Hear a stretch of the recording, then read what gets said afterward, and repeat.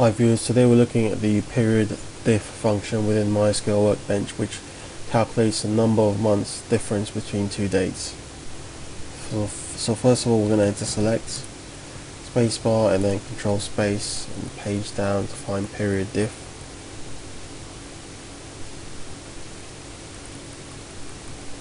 Period underscore diff is selected, and tab on that.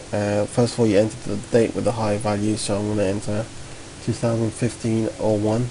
The date format needs to be year and then month, so either the full year and then the month in digits, or the last two characters of the year plus the month as digits or numbers.